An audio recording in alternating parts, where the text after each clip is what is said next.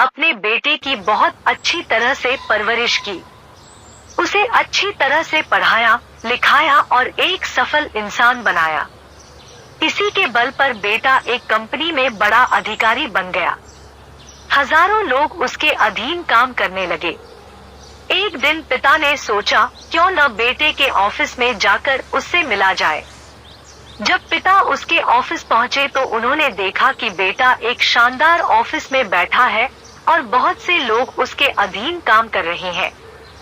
ये देखकर पिता को बहुत गर्व हुआ। पिता अपने बेटे के चैम्बर में गए और पीछे जाकर उसके कंधे पर हाथ रखकर खड़े हो गए। इसके बाद पिता ने अपने बेटे से पूछा, इस दुनिया का सबसे शक्तिशाली इंसान कौन है? बेटे ने पिता को बड़े प्यार से हंसते हुए कहा, मेरे अलावा कौन हो सकता है पिताजी। पिता को इस जवाब की आशा नहीं थी।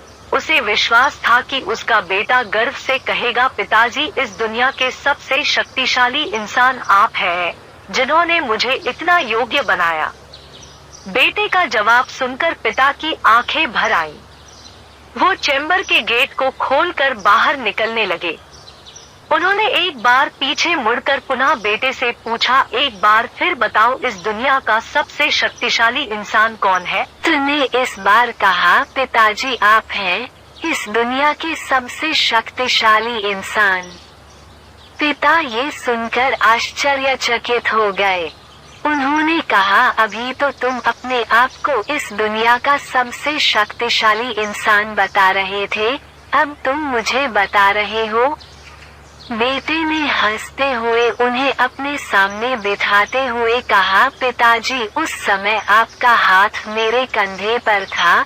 जिस पुत्र के कंधे पर पिता का हाथ हो वो तो दुनिया का सबसे शक्तिशाली इंसान ही होगा ना।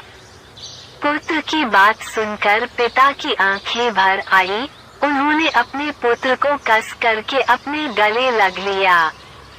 सच है, जिसके कंधे पर या सिर पर पिता का हाथ होता है वो इस दुनिया का सबसे शक्तिशाली इंसान होता है। होठ कहानी हमें भविष्य का आईना दिखा रही है। हर पिता चाहता है कि वो अपनी संतान को अच्छे से अच्छी शिक्षा प्रदान करे ताकि वो भविष्य में कुछ बन सके। बदलते समय में देखने में आता है कि काबिल होने पर संतान ही अपने पेरेंट्स के साथ ठीक से व्यवहार नहीं करती, बल्कि अपमानित भी करती है। हमें समझना होगा कि एक दिन हम भी बूढ़े होंगे, उस समय हमारी संतान भी ऐसा ही व्यवहार हमारे साथ करेगी, तब हम क्या करेंगे?